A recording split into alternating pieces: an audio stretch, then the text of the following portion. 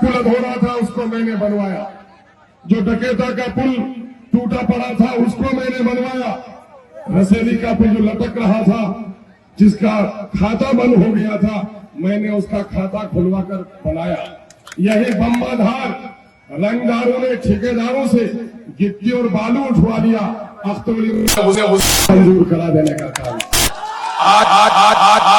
यहाँ का एक नाता होता करता फितनावर नेता कहता है हमने करा दिया है।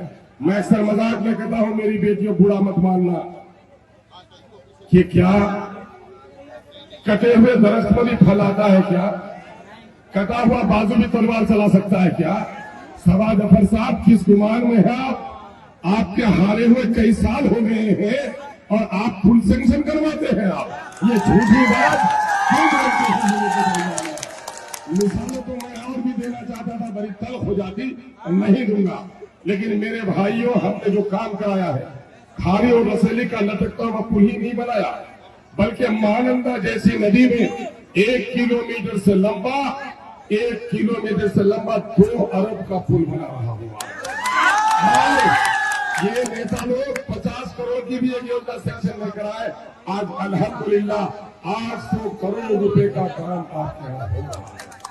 बरबट्टा में 100 मुस्लिम लड़के और 100 मुस्लिम लड़कियों का इंटरमीडिएट तक फ्री हॉस्टल के साथ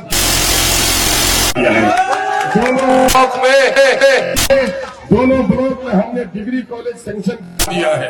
अल्हम्दुलिल्लाह हमारे बेटे बेटियां अब पूर्ण नहीं बल्कि यहीं से रहकर BA की डिग्रियां लेंगे, ये काम हमने करा दिया। मेरे भाइयों, जब ये लोग हमारे बारे में तरक्की की कोई बात नहीं कर सकते कि तरक्की के मामले में हम उनसे भी पीछे नहीं है, पर पुल नहीं बनाए हैं, हमने मोहब्बत के पुल बनाकर बिरादरीवाद की दूरी को खत्म किया है। नदियां पहले भी काटती थी और आपका विधायक घर से कभी सैलाब में आता नहीं था, अख्तरुलीमान हुए है जान हथेली में लेकर अफसरों को मोटर बोट पे बैठाकर खाता घाट में उतारता है और 22वीं तक परवान नदी का सर्वे कराने का काम करता है। और नदी है, मनवारे देख लो, रसेली देख लो, हजरिया देख लो, बिजलिया देख लो, बनगवा देख लो, आज लगभग 32 करोड़ से ज्यादा का आज कर बस्तियों को बचाया जा रहा है।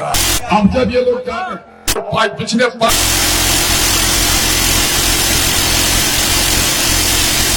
तारीख उसका मुकाबला नहीं कर सकती है।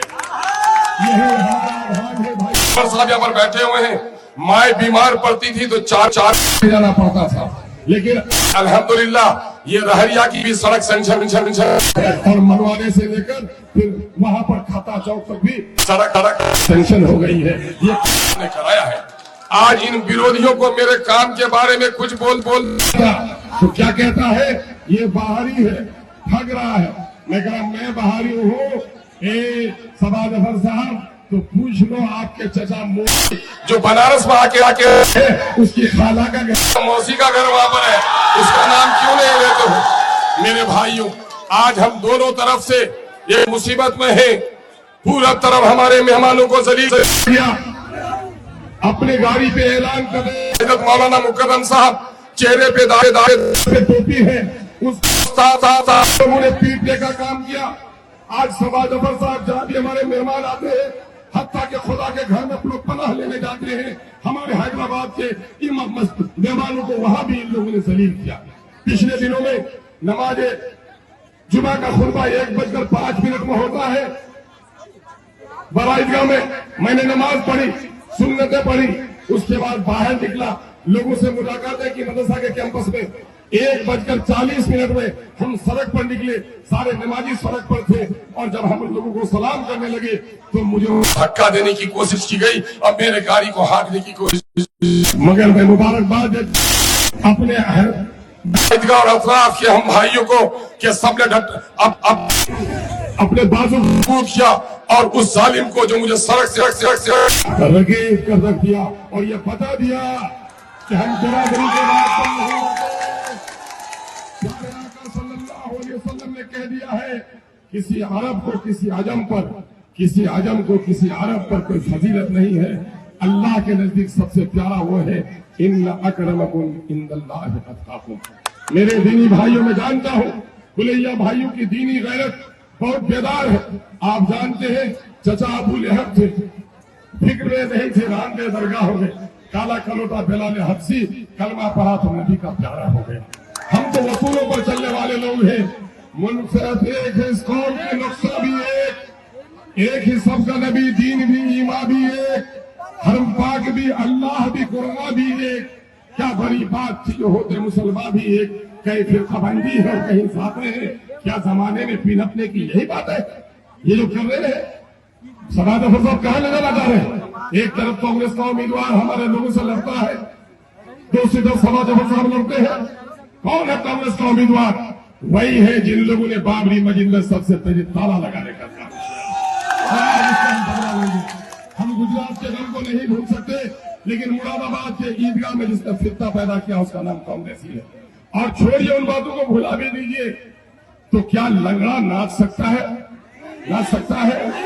गोंगा गा सकता है? जिनके बाजू टूट गए हैं वो कश्ती का पतवार चला सकता है? तो फिर जो आदमी चल नहीं सकता, बोल नहीं सकता, क्या अमोर वैसा का वो एमएलए बन सकता है? अल्हम्दुलिल्लाह। ये लोग किसके दुश्मन हैं?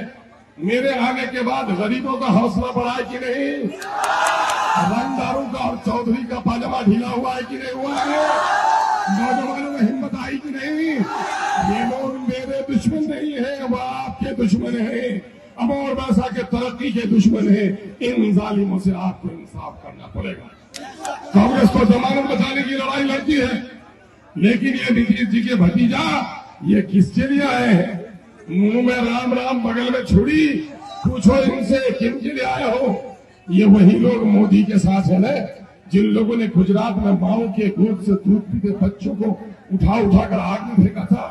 मेरी बहनों और बेटियों सुनो, यही भाजपा जिनका निशान लेकर, तीर का नकली निशान लेकर, ये असल भाजपा और जदयू अलग है क्या?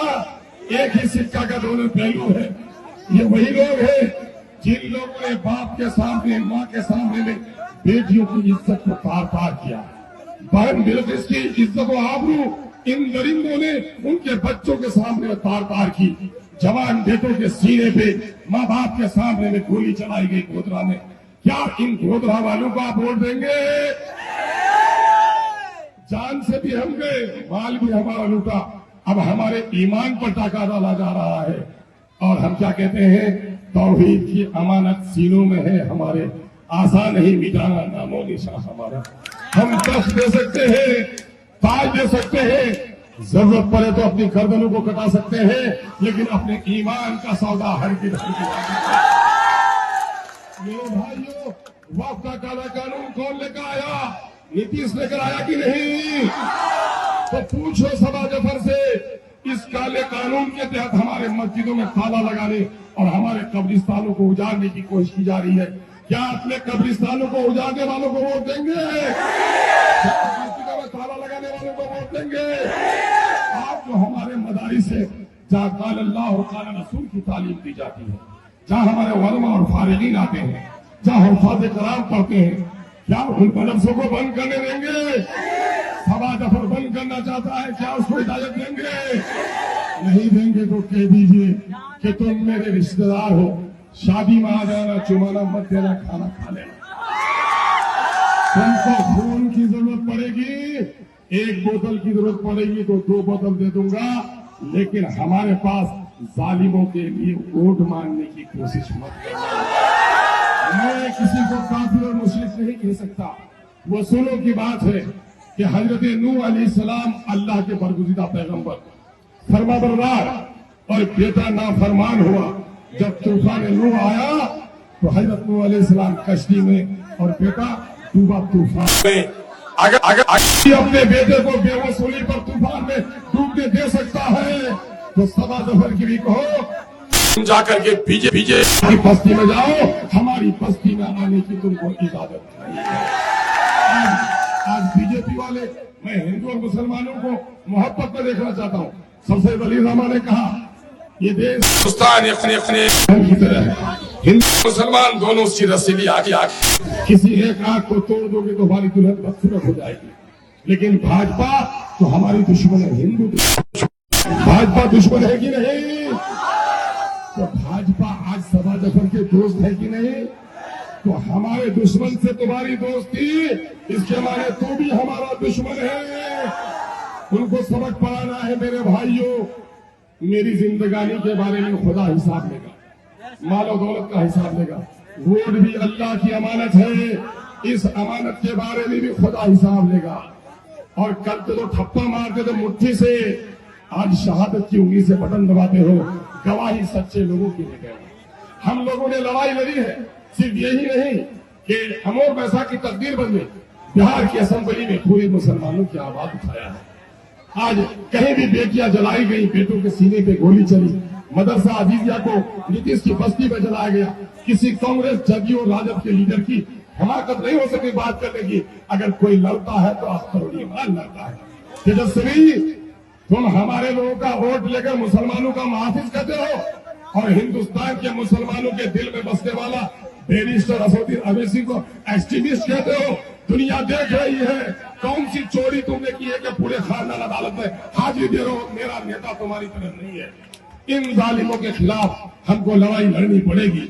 हम आपसे बात और कहना चाहते हैं, इस बच्चा यतीम होता है खालू मामू फूफा के मरने के बाद कि बाप के मरने के बाद। देखो, खालू फूफा मामू सब मर जाए एक दिन, बच्चा यतीम नहीं होता। जब बाप मर जाए तो बच्चा यतीम हो जाता है।